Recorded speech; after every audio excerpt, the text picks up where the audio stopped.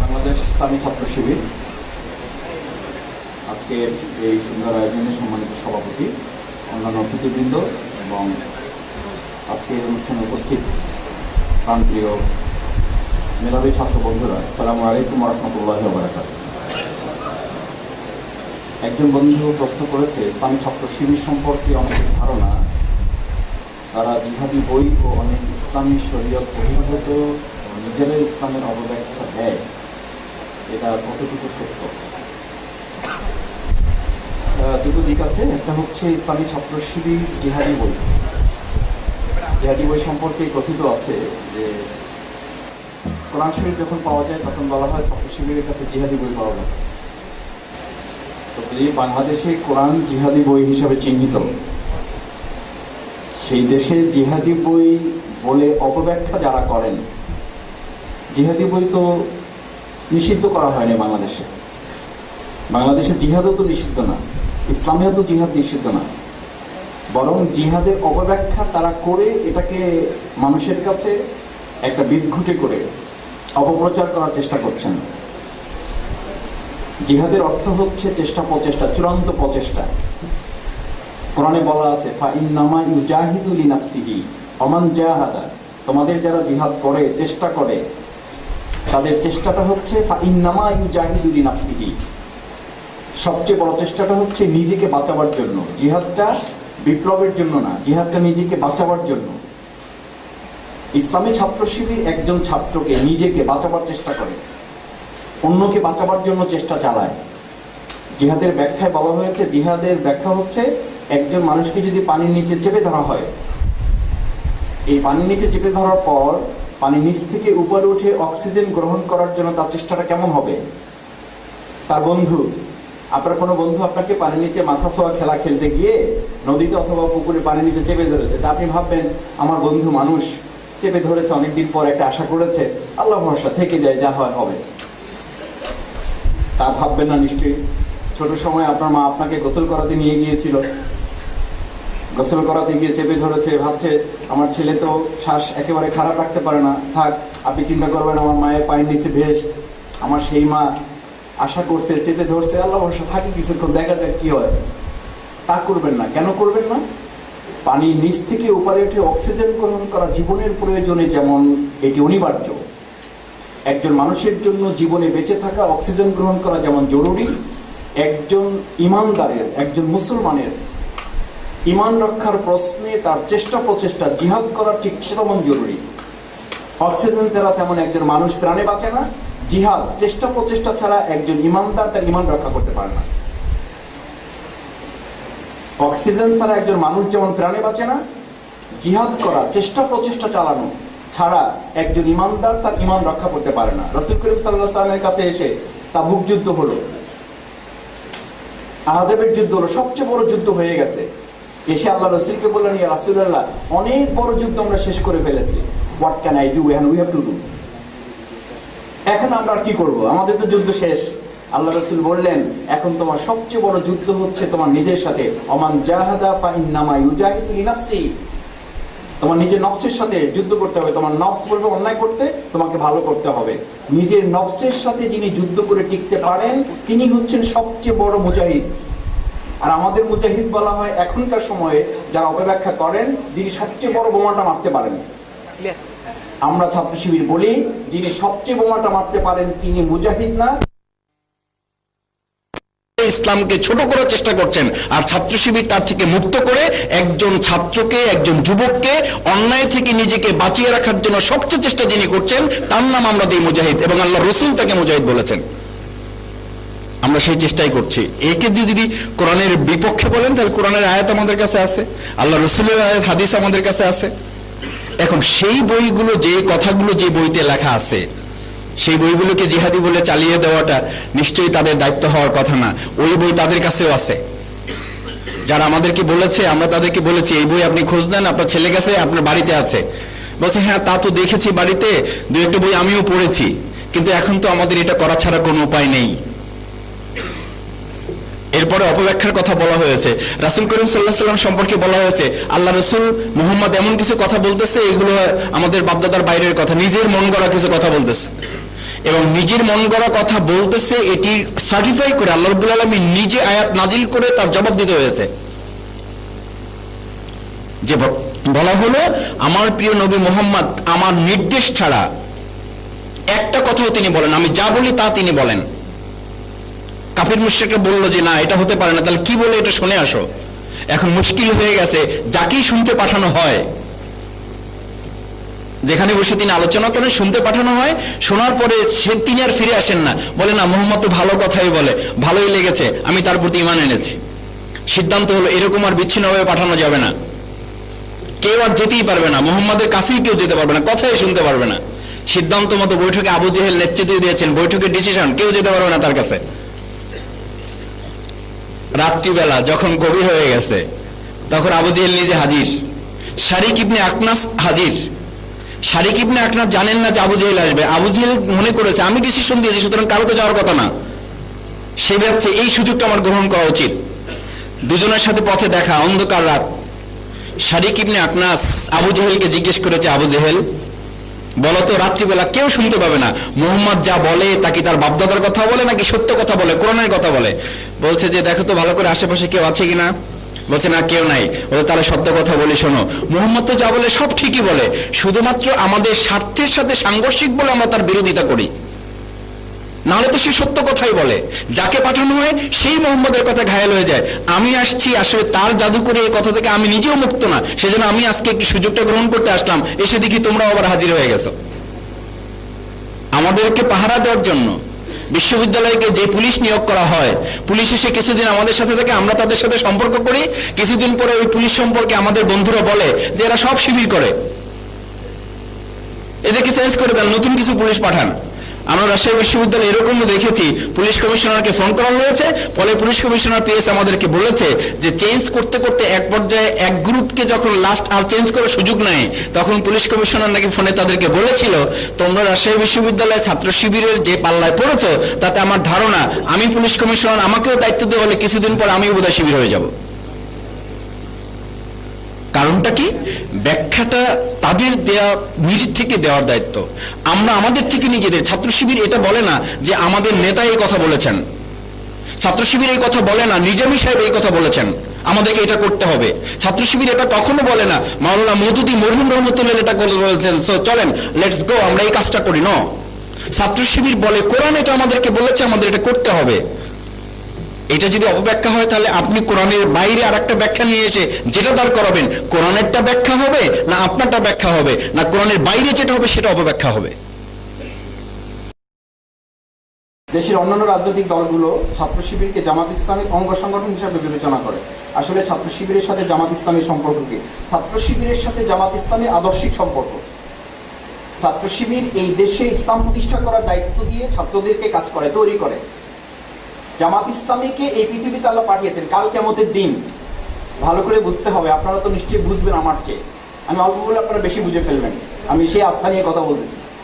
কাল কিয়ামতের দিন মাঠে এটা হবে না জামাত ইসলামী কারা, তারা হাত জাগান, এক পাশে আসেন।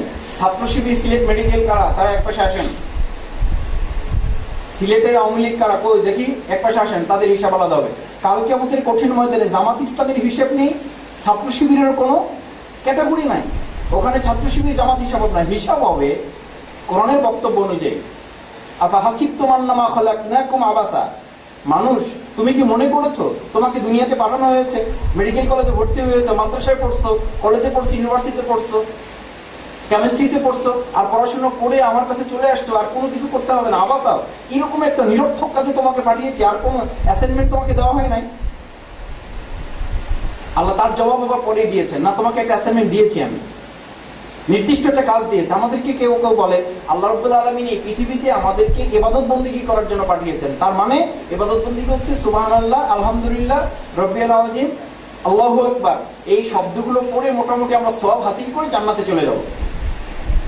আমি বলে থাকি একজন মালিক, বড় একজন জমিওয়ালা, জমিদার, তিনি একজন কৃষক রেখেছেন। কৃষক রেখে তাকে বলেছেন তোমার দায়িত্ব হচ্ছে আমার 2 কাঠা জমি আছে, এটা চাষ করে ফসল ফলতে হবে, এটা তোমার মেইন কাজ, এর জন্য 3000 টাকা বেতন। তাকে দায়িত্ব দেওয়া হয়েছে, তিনি জমি চাষ করতে যান, গিয়ে দেখেন আশেপাশের জমিতে খুব মাছ হইচই করে, ওই ছোট মাছগুলো পানি শেষ করে ধরে নিয়ে এসে মালিকের কাছে দেয়। জমি চাষ করার সময় পায় না, ওটা একটু কষ্টকর কাজ, তো মাছ ধরতে তার খুব শখ, ওটা খুব মজা লাগে তার। মাছ টাছ ধরে নিয়ে আসে, মালিক খুব খুশি, তার মালিক মনে করতেছে জমিও চাষ করে মাছও ধরে। 3 মাস পর ফসল কাটার সময় মালিক বলতেছে, কি খবর আমার জমির? বলছে, মালিক আমি তো মাছ ধরতে এত ব্যস্ত ছিলাম যে আমি জমি চাষ করার সময় করতে পারি নাই। এই চাষির প্রমোশন নিশ্চিত না? আর না হোক বেতন তো কিছু বাড়বে, কেন বাড়বে না? তার মূল অ্যাসাইনমেন্ট ছিল জমি চাষ করা, মাছ ধরাটা মূল কাজ না। আপনি দোকানে গিয়ে শুনেছেন 3 কেজি আলু কিনলে 1 কেজি বেগুন ফ্রি, আপনি বলেন আমার আলু দরকার নেই, বেগুন কেজি দেন। আমাদেরকে পৃথিবীতে পাঠানো হয়েছে সওয়াব অর্জন করার জন্য না, শুধু সওয়াব অর্জন করবেন, কিন্তু শুধু সওয়াব অর্জনের জন্য পাঠানো হয় নাই।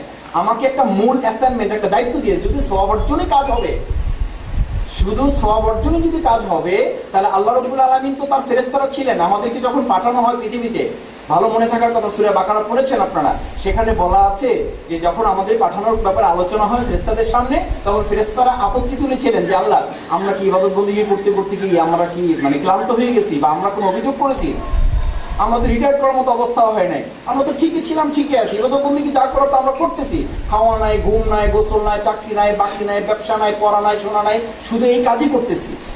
আবার ক্ষমাকে এই জাতি সৃষ্টি করে অযথা ঝামেলা সৃষ্টি করে কি লাভ? আল্লাহ রাব্বুল আলামিন দেখলেন বিরাট বিপদ। সভাপতি যখন কোনো কথা বলে আর কিছু করতে না পারেন, তখন রুলিং দেন তার পক্ষ থেকে যে আমি যা জানি তোমরা তা জানো না, সো এটা পাস হবে। তখন সবাই বলে ঠিক আছে, সভাপতি ফিল করলে আমাদের আর কি করার আছে।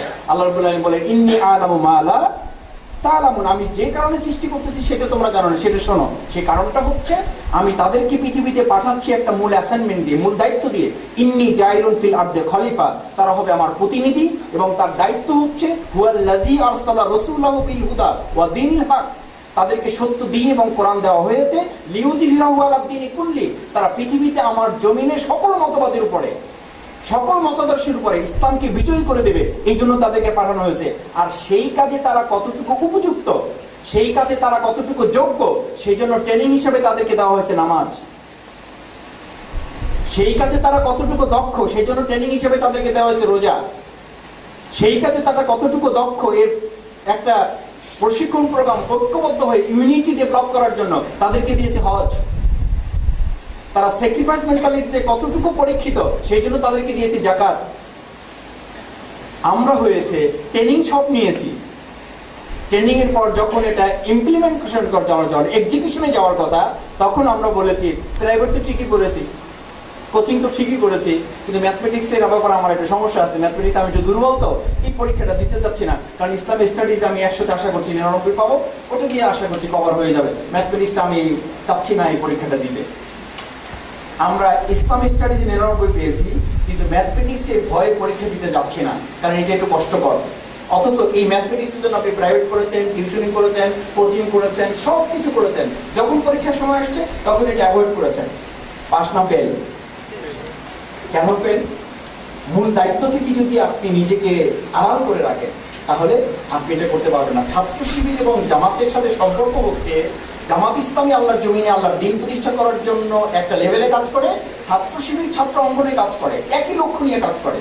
ছাত্র শিবিরের লক্ষ্য হচ্ছে ছাত্রদের মাঝে ইসলামের আদর্শ পৌঁছিয়ে তাদেরকে মৌলিক পরিবর্তন সাধন করে আল্লাহর জমিন আল্লাহ দ্বীন বাস্তবায়নের একজন উপযুক্ত যুবক, জান্নাতি মানুষ হিসেবে তৈরি করা। আর জামাত ইসলামী কর্মময় জীবনে যারা ব্যস্ত আছেন তাদেরকে ইসলামী আন্দোলন বুঝিয়ে, তাদেরকে ইসলামী আন্দোলন, ইসলামী রাষ্ট্রের একজন উপযুক্ত নাগরিক হিসেবে তৈরি করে দেওয়া। কিন্তু প্রত্যেকে তার আলাদা জায়গায় তিনি তার দায়িত্ব পালন করেন। আমি ইসলামের সবাই নিজেকে নিয়োজিত করতে চাই, কিন্তু কাউকে ইসলামের কথা বললে, কোরআন পড়লে, নিয়মিত নামাজ পড়লে ছাত্র শিবির কর্মী বলে ঠাট্টা করে, আমার সহপাঠীর এবং আরো অনেকে আমার সম্পর্কে উল্টাপাল্টা কথা বলে। আমার প্রশ্ন হচ্ছে, কোন রাজনৈতিক দলের সংগঠনের কর্মী আমি কিভাবে ইসলামের দাওয়াত সবাইকে দিতে পারি? আপনাকে ঠাট্টা করবে না কেন? আমরা কত বড় মেরিটিয়াস হয়ে গেছি যে আমি এত সুন্দর করে দাওয়াতি কাজ করবো যে আমার কেউ বিরোধিতা করবে না? তাহলে মাইকেল এইচ হার্ট সবকিছুর উপর আমাদের প্রিয় নবী রাসূল করিম সাল্লাল্লাহু আলাইহি ওয়াসাল্লামকে স্থান করে দিলেন। জর্জ বার্নার্ড শা, আমি ক্লাস 8-এ যখন তার উদ্ধৃতি পড়ি, আব্বা পাশে বসেছিলেন, আব্বাকে আমি জিজ্ঞেস করলাম যে আব্বা, উনি কি আমাদের ইসলামী দলের কোনো লোক? কেন? উনি বললেন যে জর্জ বার্নার্সের উক্তি হচ্ছে এই ঝঞ্ঝা বিক্ষুব্ধ গোটা পৃথিবীতে যদি এক নায়ক মোহাম্মদকে দায়িত্ব দেওয়া হয়, তাহলে এই ঝঞ্ঝা বিক্ষুব্ধ পৃথিবীতে আবার শান্তি ফিরিয়ে নিয়ে আসা সম্ভব। তো আমাদের মোহাম্মদের ব্যাপারে জর্জ বার্নার্স এত সুন্দর কথা বলো, নিশ্চয়ই আমাদের লাইনের কোনো লোক হবে। বলছে না বাবা, সে তো মুসলমানই না। সেই মোহাম্মদ সাল্লাল্লাহু আলাইহি সাল্লাম ইসলামী আন্দোলনের দাওয়াত যখন দেন নাই, ব্যক্তি মোহাম্মদ যখন মানুষের কাছে কথা বললেন, শত্রুও তার কাছে আমানত রাখে, শত্রুও তার কাছে অর্থ জমা রাখে, তার নাম দেয় আস-সাদিক, তার নাম দেয় আলামিন। তিনি পাহাড়ের পাদদেশে দাঁড়িয়ে বললেন, এলাকাবাসী, আমার প্রিয় সম্মানিত অধিবাসীরা, তোমরা কি আমার কথা বিশ্বাস করো? আমি তোমাদেরকে একটা সংবাদ দিতে চাই। বলছে অবশ্যই বিশ্বাস করি, কারণ আপনি উপরে আছেন, ওপাশে কি আছে আপনি দেখতে পান, আর আপনি কখনো মিথ্যা বলেন না, আপনার কথা আমরা বিশ্বাস করি। বলছে তাহলে তোমরা সবাই বলো কুলু লা ইলাহা ইল্লাল্লাহ। এই কথা বলার সাথে সাথে সবাই বলছে হ্যাঁ মোহাম্মদ আপনিও বিশ্বাস করি, আপনার নাম আলামিন, আমরাই তো দিয়েছি। সবাই আমরা কর্ম করে নিলাম লা ইলাহা ইল্লাল্লাহ। That is what is the problem? তখন তার প্রতি কমলা, আপেল, আঙ্গুর, খেজুর, গরু, ছাগল, হাঁস, মুরগি যার কাছে যা ছিল আপনার কাছে হাজির করলেন, কারণ আপনি এত সুন্দর কথা বলেছেন যে এই সব আপনার প্রাপ্য। কমলা, আঙ্গুর, আপেল, খেজুর এগুলো ছুরি মেরেছিল না পাথর ছুরি মেরেছিল? What is the problem? সেই আমার প্রিয় নবীকে পাগল উপাধি দিয়েছিল তো তারাই। প্রবলেমটা কি? তিনি ইসলামের কথা বলেন।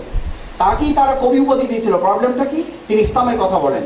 যে ইসলামের কথা বলে আমার প্রিয় নবী রাসূল করিম সাল্লাল্লাহু আলাইহি ওয়াসাল্লাম পাগল উপাধি পাবেন, কবি উপাধি পাবেন, জাদুকর উপাধি পাবেন, সেই ইসলামের কথা আপনি বলবেন, আপনাকে কেউ কটাক্ষ করে কথা বলবেন না। তাহলে এক কথায় যে আমি বলবো যে আমাদের রাসূল সাল্লাল্লাহু আলাইহি ওয়াসাল্লামের কি আমরা ভালো করে দাওয়াত দিতে শিখেছি, যার কারণে আমাদের কথায় কেউ গালি দেয় না, আমাদের কথায় কেউ আপেল, আঙ্গুর, খেজুর, মুরগি, হাঁস, গরু, ছাগল, ডাব, পেঁপে সব হাজির করে আমাদের কাছে।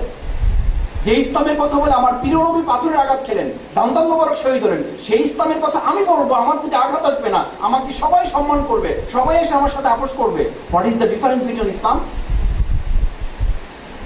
রাসূল সাল্লাল্লাহু আলাইহি ওয়াসাল্লামের সেই ইসলামের সাথে আমার ইসলামের তখনই মিল হবে যখন আপনাকে কেউ গালি দিবে, ঠাট্টা করবে, তখন বরং সগৌরবে আপনার বুকে হাত রেখে বলা উচিত আমি আমার প্রিয় নবীর সেই ইসলামের পক্ষে বোধহয় কথা বলা শুরু করেছি, যার কারণে আমার বন্ধুরা আমাকে ঠাট্টা করে, এবং এই ইসলামের কথা এতদিন বলতে পারিনি বিদায় বোধহয় আমাকে ঠাট্টা করে নাই, আমি বোধহয় এতদিন প্রকৃত ইসলামের কথা তুলে ধরতে পারি নাই। আমাদের মেডিকেলের পড়ার চাপ অনেক বেশি, খুবই স্বাভাবিক, এটা আমার বোঝার কথা না, বাংলার লোক, কিন্তু চাপ যে বেশি এটা টের পাই।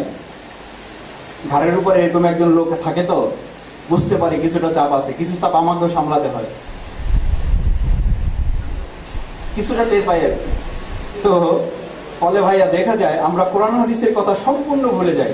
এখন ভাইয়া প্রশ্ন হলো আমাদের দৈনন্দিন জীবনে কোরআন হাদিস পড়ার প্রয়োজনীয়তা কি, না পড়লে কি সমস্যা, একটু বুঝিয়ে বললে ভালো হবে। এখানে আমরা আপনার আসার পর থেকে দেখতেছি আমাদের ভাইয়েরা তাদের পড়ালেখা এবং ব্যক্তিগত কাজকে কোরবানি করে আমাদের খোঁজখবর নেয় বা শিবির সংগঠনের কাজকর্ম করে। এটা কি তাদের জন্য ভালো না খারাপ? পড়াশোনার চাপ, এই প্রসঙ্গে একটু পরে আসতে চাচ্ছিলাম। পড়াশোনার যে চাপে আপনি আছেন, আমাদের বাংলায় একটা কথা বলে মোল্লা রসিলা সিন্নি খেয়ে মোল্লা চিনলা না। পড়াশোনার কথা কে বলেছে আপনাকে? আমার বাবা মা? এই পৃথিবীটা অন্ধকারে নিমজ্জিত ছিল। কর্ডোবা শোন like house on darkness of Europe. গোটা ইউরোপ যখন অন্ধকারে নিমজ্জিত, তখন কর্ডোবার মুসলমানরা আলোর মশাল জ্বালিয়ে গোটা ইউরোপিয়ানদেরকে আলোর পতাকা দেখাতো। কখন, কোত্থেকে? যেই কোরআন আপনি পড়ার সময় পান না, সেই কোরআনই তো প্রথম মানুষকে পড়ার জন্য বলেছে, এই কোরআন, আর সেই কোরআনই আপনি পড়ার সময় পান না। যেই কোরআন এই পৃথিবীতে না আসতে মানুষ পড়া কি তা বুঝতো না। কোরআন নাজিলের আগ পর্যন্ত আবু জেহেল পড়াশোনা কিছু জানতো, তার নাম ছিল আবুল হেকাম। যখন কোরআন চলে আসলো, কোরআন আসার পর এই বুদ্ধিমানের পিতা অর্থাৎ আবুল হেকাম, বুদ্ধিমানের পিতার নাম দেওয়া হলো আবু জেহেল, মানে সে সব পড়ে, কি পড়ে না? ভাইরা আমার প্লিজ এক্সকিউজ মি, আমি যদি এখন আপনাদেরকে আমাদেরকে আমরা বলি যে আমিও আবু জেহেল সব জানি, মেডিকেল জানি, সায়েন্স জানি, কেমিস্ট্রি জানি, বায়োলজি জানি, বাংলা জানি, ইংরেজি জানি, হিন্দি জানি, ফার্সি জানি, but not Quran, but I am Abul Hakam, মানে আমি বুদ্ধিমানের বাপ। এটি পৃথিবীতে তো সেই যুগের লোকেরাই জানতো না। সেই যুগের লোকেরাই বললো যে আবু জেহেল কোরআন জানে না, সে আবু জেহেল আবুল হেকাম হতে পারে না, সে আবু জেহেল। আজকালকার যুগে কেউ খুশি হয়ে তার সন্তানের নাম আবু জেহেল রাখছে, এরকম শুনেছেন? যে আমার ছেলের নাম আমি আবু জেহেল রাখতে চাই, কারণ সে খুব জ্ঞানী ছিল, তার নাম ইতিহাসে লেখা আছে, আমার ছেলের নামও আমি আবু জেহেল রাখতে চাই। ইভেন হিন্দুরা, খ্রিস্টানরা কেউ রেখেছে? আমেরিকায় শুনেছেন তার ছেলের নাম রাখছে আবু জেহেল? রাখবে না। কেন? ইতিহাসে আস্তাকুর নিক্ষিপ্ত। What is the difference? What is the shortness? কি গ্যাপ ছিল তার? সে কি পারতো না, কি জানতো না, কি পড়তো না? কোরআন পড়তো না। আমি মেডিকেলের ছাত্র, আমি ইঞ্জিনিয়ারিং এ ফার্স্ট, আমি সব কিছু জানি, শুধু কোরআন পারি না, কোরআন পড়তে পারি না, কোরআন পড়ার সময় পাই না, বাট আমি আবু জেহেল না। ঠিক যদি হয় তাহলে তো আমার কিছু করার নাই। আর যদি ঠিক না হয়ে থাকে, আপনি সময় পাচ্ছেন না, তো সময় না পাওয়ার ব্যাপারে কোরআনে আল্লাহ তার জবাব দিয়েছেন, মা গররাকা বিরব্বিকাল কারীম, মানুষ তোমাকে আমি সৃষ্টি করে পাঠালাম আমার কাজের জন্য, আর তুমি এখন আমার কাজেই সময় পাইতেছ না। ডাক্তার দীপমণি গিয়েছেন জাতিসংঘের মহাসচিবের একটা আমন্ত্রণে সাড়া দিয়ে, যাওয়ার কথা ছিল শেখ হাসিনা, গিয়েছেন কে? ডাক্তার দীপমণি প্রতিনিধি হিসাবে প্রধানমন্ত্রী। উনি ওখানে গিয়ে অ্যাসাইনমেন্ট দিয়েছে প্রধানমন্ত্রী, আমার এই 4টা কাজ, মান কি মুনের সাথে তুমি এই 4টা কাজের ফায়সালা করে আসবা, দ্যাট ইজ ইউর অ্যাসাইনমেন্ট, এবং গো ব্যাক, আবার তোমাকে চলে আসতে হবে আমার কাছে। উনি ওখানে গিয়ে শপিং মল দেখে খুব খুশি হয়েছে, খুব বাজার টাজার করতেছে। বিসিকে দেখতেছে এইরকম বীজ বাংলাদেশে সাধারণত পাওয়া যায় না, খুব বিচে ঘোরাঘুরি করতেছে। এই কাজ করতে করতে 3 দিন শেষ। হঠাৎ উনি ফোন দিয়েছে প্রধানমন্ত্রীকে, মাননীয় প্রধানমন্ত্রী, আমি জাতিসংঘের এখানে এসে আমার খুব ভালো লাগছে, আমি কাজবাজ তেমন একটা করতে পারি নাই, আমার এখানে থেকে যেতে ইচ্ছা করছে, আমি আপাতত এখানেই থেকে যেতে চাই, আমার জন্য দোয়া করবেন। প্রতিনিধি হিসাবে সফল না ব্যর্থ? ব্যর্থ। ওনাকে ওখানে বেড়ানোর জন্য পাঠানো হয় নাই, উনি ব্যক্তিগত সফরে যান নাই। কি সফরে গিয়েছেন? রাষ্ট্রীয় সরকারি সফর। It's absolutely government tour, it's not personal tour. আপনি পৃথিবীতে এসেছেন, ইট is not personal tour, it's absolutely কি ট্যুর? আপনি অ্যাপ্লিকেশন করে আসেন নাই, আল্লাহ রে আমি দুনিয়াতে যাইতে চাই, এরকম কে কটা অ্যাপ্লিকেশন জমা দিয়েছেন আল্লাহর কাছে আসার আগে? আপনাকে পাঠানো হয়েছে প্রতিনিধি করে। কার প্রতিনিধি? সেই প্রতিনিধি কি কাজ আপনার তা তিনি লিখে দিয়েছেন, যে আবার তোমাকে ফিরে আসতে হবে, তাও বলে দিয়েছেন। ফিরে আসার পর রিপোর্ট করা হবে, রিপোর্টের জবাবদিহি করতে হবে, তাও বলে দিয়েছেন। ডাক্তার দীপমণি যখন যান, এখানকার সংস্থার লোকেরা তার সাথে থাকে না? থাকে না, কারণ এটা সরকারি সফর। ওখানকার লোকেরা তার সাথে গোয়েন্দাগিরি করে না? করে না, বিকজ তিনি রাষ্ট্রীয় ট্যুরে গিয়েছেন। আবার রাষ্ট্রের বিরুদ্ধে কিছু করেন কিনা খোঁজ খবর রাখেন, বাথরুমে গেলেও 2 জন পাশে দাঁড়ায় থাকেন। উনি যদি বলেন আমি এখন এইসব করতে চান, আমি একটু বিচে যেতে চাই, তাহলে একটু পরে আসতে হবে। ব্যক্তিগত সফরে আসেন, যা খুশি তা করেন, কোনো অসুবিধা নাই। উনি যদি বলেন যে আমি তো কোনো কাজ করি না, বাংলাদেশে আর ফেরত যেতে চাই না, বাংলাদেশ থেকে রেড অ্যালার্ট জারি করে ওনাকে ধরে নিয়ে আসা হবে, কারণ ওকে স্থায়ী থাকার জন্য পাঠানো হয় নাই, বাংলাদেশে ফিরে আসা হবে, এই শর্তে তাকে পাঠানো হয়েছে। আমরা এখন বাংলাদেশে এসে, পৃথিবীতে এসে আল্লাহকে বলতেছি যে আল্লাহ আমার এখানে এত ভালো লাগছে যে আমি আর আপাতত যেতে চাই না, আমার এখানে খুব ভালো লাগছে, এখানে একটু থাকার ব্যবস্থা করে দাও। হবে? আপনি যে রাষ্ট্রীয় সফরে, গভর্নমেন্ট সফরে আসছেন, তার প্রমাণ হচ্ছে আল্লাহর পক্ষ থেকে আপনার জন্য গোয়েন্দা সংস্থা আছে না? নাই? নাই। লাইট জ্বালাইলে ওটা থাকবে না, এই মানে লাইট নিবাইলে আর ওটা নাই। অথবা একটা অন্ধকার কুঠুরিতে যদি আমি কোনোভাবে ঢুকতে পারি, তাহলে এই 2 পাবলিক আর নাই। এরকম কিরামান কাতিবিন, সম্মানিত লেখক, ইয়ালামুনা মা তাফআলুন, আপনি যা করেন সব লিখতেছে। এটা আজকে এখন বিশ্বাস করাটা সহজ, একটা সময় ছিল এটা আমাদের বড় বড় বিজ্ঞানীরা বিশ্বাস করতো না। হাউ ক্যান পসিবল, এটি কিভাবে সম্ভব, আমার সব লেখা হবে, এটা কোথায় লিখবে, এত কাগজপত্র কই পাবে? আগে কোনো বিল্ডিং করলে প্রথম বানাইতে হতো স্টোর রুম, এখন আর স্টোর রুম লাগে? এখন স্টোর রুম লাগে না, একটা সিটির মধ্যে গোটা পৃথিবী ঢুকানো যায়। এই সিটির মধ্যে যদি একটা গোটা পৃথিবী ঢুকানো যায়, যে আল্লাহ মানুষকে এতটুকু প্রেরণ দিয়েছে, সেই আল্লাহ আপনার পুরো জীবনের রেকর্ড কাল কিয়ামতের দিন চাইলে হাজির করতে পারবেন না? এটা তো অবিশ্বাস করার কোনো কারণ নাই। তবে হ্যাঁ, সূরা ইয়াসিনে একটা চমৎকার আয়াত আছে আমাদের এই বাংলাদেশিদের জন্য। আমার প্রিন্সিপাল বলতেন, যখন এই লোকদের হিসাব নিকাশ শুরু হবে, তখন এক সিরিয়ালে খুব হাউকাও চিল্লাচিল্লি, মানে তাকে রিপোর্ট দেওয়া হবে, প্রশ্নই ওঠে না এই কাজ আমি করে না, এটা ভুলে আমার রিপোর্ট দেওয়া হয়েছে, দেখেন আরেকজন রিপোর্ট আমাকে দিয়ে দিচ্ছেন আন্দাজে, কই পাইছেন এসব? আমি এই কাজ করছি, আমি তো টুকটাক একবারে নামাজ যে পড়ি নাই, তারপর নামাজ তো পড়তাম, তারপর মসজিদে যে চাঁদা দিছি ওটা কই? আমি কোন দিন কবে সিনেমা হলে গেছি ওইটা ঠিকই লিখছেন, মসজিদে চাঁদা কই? ছাত্র শিবিরকে একেবারে করে নেই তা তো না, টুকটাক গেছি তো প্রোগ্রামে, সেইটা নাই, আপনি আপনাদের লেখা রাখছেন, আমি কি করছি না করছি, না না এটা নিয়ে নেন, আর কে লিখছেন তারা ধরে নিয়ে আসেন। আল্লাহ রাব্বুল আলামিন আমার প্রিন্সিপাল বলবেন, আল্লাহ রাব্বুল আলামিন বিরাট বিপদ, সব সিরিয়াল ঠিক মতো যাইতেছে, এক সিরিয়ালের প্রবলেম। আল্লাহ জিজ্ঞেস করবেন কি হয়েছে, ফেরেশতারা বলবেন আল্লাহ এটা বাংলাদেশি সিরিয়াল।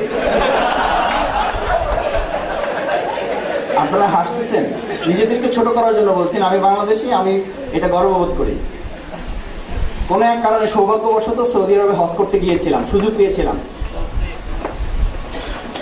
এয়ারপোর্টে উঠতে গিয়ে এইটা সৌদি এয়ারলাইন্স, এটা বাংলাদেশ এয়ারলাইন্স, এটা কানাডা, এটা ফ্রান্স, এটা নাইজেরিয়া, এটা অস্ট্রেলিয়ান, সবাই ঠিকঠাক মতো যাইতেছে। জনৈক হাজি এসে নাইজেরিয়ান পুলিশকে জিজ্ঞেস করছে, তার তর্জমাটা হচ্ছে এরকম যে এখানে বাংলাদেশি সিরিয়াল কোনটা, আমি বাংলাদেশে লাইন খুঁজছি।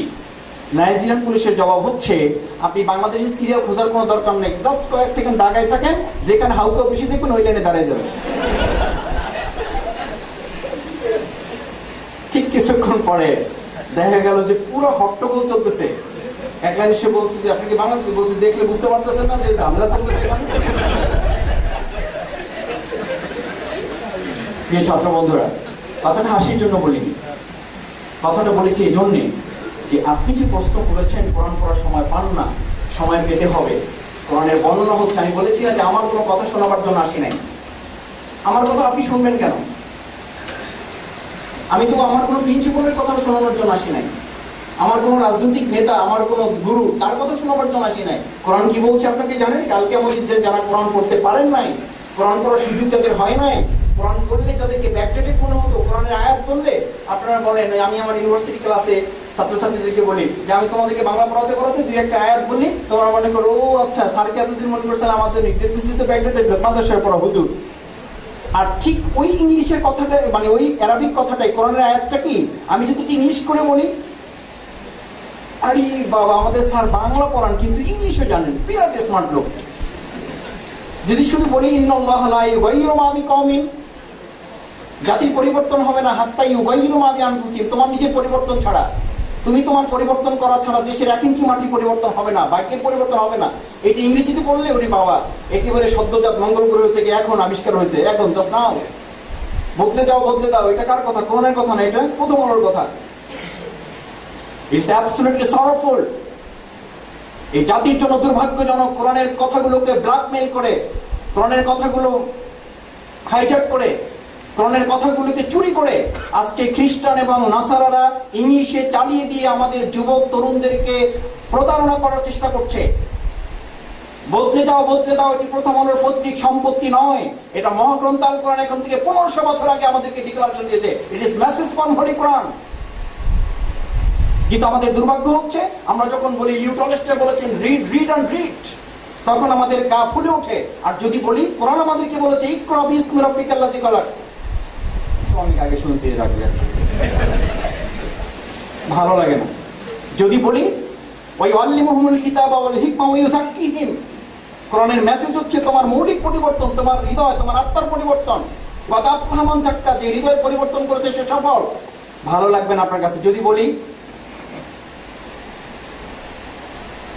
মিল্টন বলেছেন education is the harmonious development body mind and soul. আপনি বলবেন ঠিকই বলছে এই লোক, কারণ মিল্টনের কথা বলছি তো। মিল্টন কোথায় পেয়েছে? কি তার বাপের কাছ থেকে শিখেছে? এ কি তার পৈতৃক কথা? এটিকে বাতাস থেকে আবিষ্কার করেছে? এটি মহাগ্রন্থ আল কোরআনের কথা, আল্লিমুহুমুল কিতাবা ওয়াল হিকমা ওয়া ইউযাক্কিহিম। কোরআন দেওয়া হয়েছে এই জন্য তোমার মৌলিক মানবীয় গুণের পরিবর্তন করে একজন সফল মানুষ বানানো হবে। আপনি কোরআন পড়ার সময় যদি না পান তো কি হবে? শেষ। এই সংগঠন করার উপকারিতা কি? যুব সমাজকে নৈতিকভাবে গঠনের জন্য বই সংগঠনের ভূমিকা কি? একাডেমিক পড়াশোনা, নৈতিক শ্রেষ্ঠত্ব অর্জনে ছাত্রদের প্রতি ছাত্রদের দিক নির্দেশনা। আমি কথা বলার সুযোগ আর পাবো না, আরেকটু পাবো, তখন এটার প্রশ্নের জবাব দিতে পারবো। আর সবশেষে এই সংগঠন করার উপকারিতা, এটা কোনো আমরা কোম্পানির কোনো বক্তব্য নিয়ে আসি নাই যে আপনার এই কোম্পানির সদস্য হলে 5% করে সবাই পাবেন। 3 মাস পর কিস্তিতে পুরো বিক্রয় হবে। 2 মাস পরে আপনাদের প্রতি 1000 টাকায় 10 টাকা করে আপনাদেরকে আমরা সারপ্লাস দেবো। এবং পরে যারা বাচ্চা কাচ্চা হবে তাদের কিছুই করতে হবে না, এমনি বসে বসে খেতে পারবে। Chhatra Shibir, it is not multipurpose company, it is not MLM system. Chhatra Shibir আমার ভালো লাগে, আমি ছাত্র শিবির করি না, ইট ইজ নট হবি। ছাত্র শিবির করার কোনো শখের কাজ নয়, it is responsibility, it is not only hobby. এটি আপনার কোনো শখের কাজ নাই। সংগঠনের উপকারিতা কি এটা শুনে সংগঠন করবেন, সেটার জন্য আজকে এই প্রোগ্রাম না। ছাত্র শিবির বরং আপনি বলবেন এই ছাত্র শিবির না করলে আমার ক্ষতিটা কি। কোরআন যেখানে যেখানে বলেছে জান্নাতে যেতে হবে, তার আগে বলেছে জাহান্নাম থেকে বাঁচো। জাহান্নাম থেকে বাঁচার জন্য আমরা ছাত্র শিবির। জান্নাতে যাওয়ার পথ পরের কথা, আগে জাহান্নাম থেকে বাঁচতে হবে।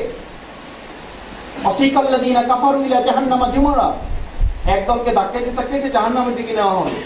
যখন গেটে গিয়ে হাজির হবে, গেটম্যান তো বুঝিনি, গেটম্যানের হাদিসে বর্ণনা আছে তার চোখের দিকে একবার তাকাইলে মোটামুটি 3 দিনের পানি পিপাসা একসাথে জমা হবে। তো গেটম্যান বলবে এখানে কেন, নাম কি? বলবে আব্দুর রহমান। নাম তো সুন্দর, এই জাহান্নামের গেটে কেন? আব্দুর রহমানের তো এখানে আসার কথা, আব্দুর রহমান না যাবে জান্নাতে, তুমি এখানে কেন? ওয়াকালা লাহুম খাজানাতুহা, ওখানকার দারোয়ান জিজ্ঞেস করবে এখানে কেন? আলাম ইয়াতিকুম রাসূলুম মিনকুম, তোমার কাছে রাসূল যায় নাই? ইয়াতলুনা আলাইকুম, কোরআনের আয়াত কি তেলাওয়াত করো নাই? ইউনজিরুনা লিকা ইয়াউমিকুম হাযা, আজকের এই দিনে আল্লাহর সাথে দেখা হবে, হিসাব দিতে হবে, এই কথা কি তোমাকে কেউ বলে দেয় নাই?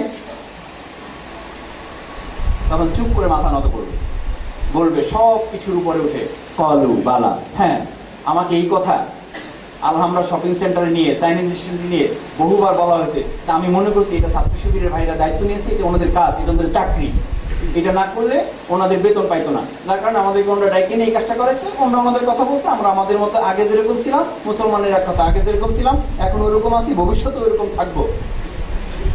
আমরা এক কান দিয়ে শুনছি আর এক কান দিয়ে বের করেছি। তখন বলবে ওয়ালাকিন হাক্কাত কালিমাতুল আযাবি আলাল কাফিরিন, তখন ওই ফেরেশতা বলবে যাও তোমার জন্য চিরস্থায়ী জাহান্নাম, ওখানে অবস্থান করো। এই সংগঠনের উপকারিতা কি? তার চেয়ে বড় কথা হচ্ছে এই সংগঠন না করলে অপকারিতাটা কি? না করলে তো আপনার ঈমান রক্ষা করার কোনো সুযোগ নেই। আমাকে যদি কেউ বলে শুধু নামাজ পড়ে আপনি ভেস্তে যেতে পারবেন, আল্লাহর কসম আমি এই দায়িত্বপূর্ণ সংগঠনে 1 সেকেন্ড থাকবো না।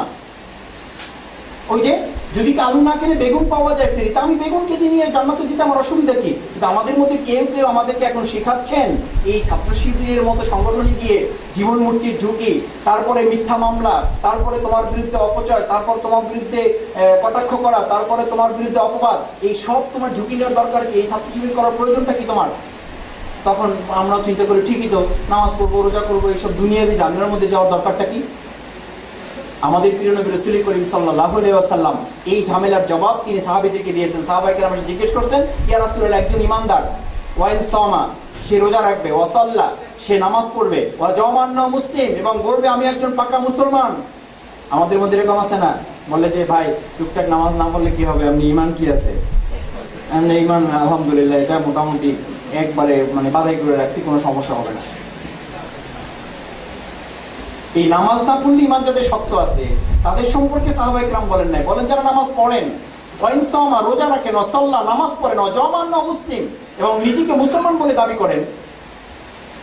এই লোকটা ইসলামী আন্দোলন না করলে, দ্বীন প্রতিষ্ঠার এই দায়িত্ব পালন না করলে, তার মূল যে অ্যাসাইনমেন্ট লিইউযহিরাহু আলা দ্বীনি কুল্লি, সকল মতবাদের উপর ইসলামকে বিজয়ী করে দিতে হবে, এই কাজ না করলে তার মৃত্যুর পর তার পরিস্থিতি কি হবে? রাসূল সাল্লাল্লাহু আলাইহি ওয়াসাল্লাম এই জবাব জামাত শিবিরের কাছে করা হয় নাই, জামাত শিবির এই জবাব দেয় নাই। এই জবাব পৃথিবীর কোনো আলেমও দিচ্ছে না, এই পৃথিবীর জবাব কোনো পীর সাহেবও দিচ্ছে না, আমাদের কোনো প্রিন্সিপাল শিক্ষকও দিচ্ছে না, আমাদের বাবা মাও আমাদেরকে শিখিয়ে দিচ্ছেন না, জবাব খোদ আল্লাহ রাসূল দিচ্ছেন। ফাহুয়া মিন জুসি জাহান্নাম, নামাজ পড়বে, রোজা রাখবে, ইমানদার বলে দাবি করবে, আল্লাহর দ্বীন প্রতিষ্ঠার জন্য চেষ্টা করবে না, মৃত্যুবরণ করার পর এই নামাজি লোক, এই রোজাদার লোক, ফাহুয়া মিন জুসি জাহান্নাম, সে কোথায় যাবে? ছাত্র শিবির আজকে আপনাদেরকে সমবেত করেছে এই প্রশ্নের জবাব দেওয়ার জন্য। এই সংগঠন না করলে, এই সংগঠন ছাত্র শিবির, আপনি ছাত্র শিবির করেন না। আমি আবারও বলি, ছাত্র শিবিরের বাইরে হয়তো আমাকে বলবেন মাসুদ ভাইকে এত কষ্ট করে নিয়ে আসলাম আর সে শিবিরের বিরুদ্ধে কথা বলতেছে, কেউ ছাত্র শিবির করেন না, নাথিং, কোনো দরকার নেই। কিন্তু আসুন আমরা ইসলাম প্রতিষ্ঠার জন্য ভূমিকা পালন করি, আর সেই ইসলাম প্রতিষ্ঠার ভূমিকা পালন করতে গিয়ে আল্লাহ রাসূল যে প্রক্রিয়া করেছেন সেই প্রক্রিয়ার সাথে যদি ছাত্র শিবিরের ন্যূনতম সম্পর্ক থাকে, তাহলে আপনার ইমানের দাবি হচ্ছে এই সংগঠনের সাথে সম্পৃক্ত হয়ে আপনার ভূমিকা পালন করা। সেই আহ্বান জানানোর জন্যই আপনার সংগঠন। যুব সমাজ, সাথী, কর্মী, সমর্থক, সদস্যগুলো কি, এগুলো হবার প্রয়োজনীয়তা কি? এগুলো হবার প্রয়োজনীয়তা আছে। আপনি এখানে কে আছেন যে ফার্স্ট ইয়ারে ভর্তি হয়েছেন, সবাইকে আদর করে, ফার্স্ট ইয়ারে ভর্তি হলে সবাইকে রিসিপশন দেওয়া হয়, খাবার দাবার, প্যাকেট, বিভিন্ন রকম গিফট আছে। এখন কে সিদ্ধান্ত নিয়েছেন যে ফার্স্ট ইয়ারে যেহেতু এত সুযোগ সুবিধা, আমি ফার্স্ট ইয়ারে থাকার ব্যাপারে সিদ্ধান্ত নিয়েছি 5 বছর? বলেন। অথবা ক্লাস 8 বৃত্তি পেয়েছিলেন, এখানে অনেকে বৃত্তি পেয়ে বাবাকে বলছেন, বাবা ক্লাস 8 বৃত্তি পেয়েছি, 300 টাকা মাসে, বই ফ্রি। আমি চিন্তা করেছি যেই ক্লাসে ফ্রি পড়া যায় সেই ক্লাসে আজীবন থাকবো, দোয়া করো আমার জন্য। বাবা খুব আগে তোদের ফিরে দোয়া করে দেবে যে এইরকম ছেলে আমার দরকার। এই প্রতিষ্ঠানের জীবনে যদি আপনার ক্লাস পরিবর্তন হয়, ইসলামী আন্দোলনে আপনার ভূমিকার উপরে, আপনার কাজের উপরে, আপনার কার্যকারিতার উপরে আপনার অবস্থার কি হবে? পরিবর্তন হবে। সেই পরিবর্তনের নামই হচ্ছে সহযোগী, সমর্থক, কর্মী, সাথী, সদস্য। রাসূল করিম সাল্লাল্লাহু আলাইহি সাল্লাম সাহাবায়ে কেরামদেরকে এরকম ভাগ করতেন।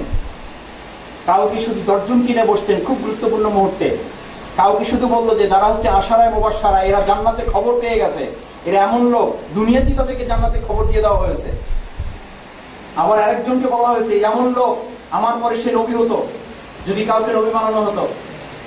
এই এমন লোক সিদ্দিক আকবর, এই এমন লোক আলী রাদিয়াল্লাহু তাআলা কি বলা হয়েছে?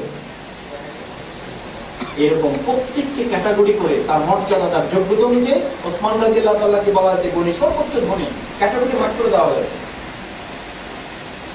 সেই জন্য ছাত্র শিবিরে সাথী সদস্য যে বলে আমাদের প্রতিপক্ষ বন্ধুরা কেউ কেউ আমাদেরকে যারা ভুল বুঝেন, ভুল বোঝানোর চেষ্টা করে, বলছে দেখো ওখানে ক্যাডার সিস্টেম আছে, সদস্য যারা বাবা তাদেরকে তো AK-47 ট্রেনিং আছে, জানো না? তারপরে সাথী যারা তাদের স্টেন গান, আর কর্মী যারা তারা এমনি যে 7 সিস্টারের যে আছে চাকুগুলো আছে, ওইটা একবার চাপ দিয়ে 7টা চাকু বাইরে গেছে। আর কর্মী যারা এদেরকে আমি নর্মাল রামদা দেওয়া আছে। আর সহযোগী যারা এরা এখনো দাওটাও পায় নাই, তবে দাও পাওয়ার চেষ্টা করতেছে। That is cadre. ইসলামী ছাত্র শিবির যিনি সদস্য হবেন তার শর্ত হচ্ছে, ফার্স্ট কন্ডিশন, প্রথম শর্ত হচ্ছে তাকে পুরো কোরআন অর্থ সহ একবার তেলাওয়াত করতে হবে। That's too member. এটি একজন ইমানদারের প্রথম কাজ। তিনি ছাত্র শিবিরের সদস্য যিনি পুরো কোরআন অর্থ সহ একবার পড়বেন। তাকে এক শুরু করে ইসলামী লিটারেচার পড়তে হয়, তার মধ্যে হিন্দুদের বই আছে, হিন্দু রাইটারের বই আছে, ইকোনমিক্সের বই আছে, পলিটিক্সের বই আছে, সায়েন্সের বই আছে। এই জন্য আমরা বলে থাকি যিনি ছাত্র শিবির করেন তিনি মাদ্রাসার একজন কামেল পাস ছাত্র, তিনি ইউনিভার্সিটির একজন মাস্টার্স পাস করা ছাত্র। তিনি হয়তো কোনোদিন মাদ্রাসার বারান্দা দিয়ে হাঁটেন নাই, তিনি হয়তো আজীবন মাদ্রাসায় পড়েছেন, কোনোদিন বিশ্ববিদ্যালয়ে হাঁটেন নাই, কিন্তু তিনি মাদ্রাসায় পড়ার একজন কামেল পাস ছাত্রের যোগ্যতা অর্জন করবেন। That's too member. তিনি ছাত্র শিবিরের সদস্য। যিনি সাথী তিনি কমপক্ষে ছাত্র শিবিরের একটা বড় অংশ সিলেবাস তিনি শেষ করবেন। That's we associate.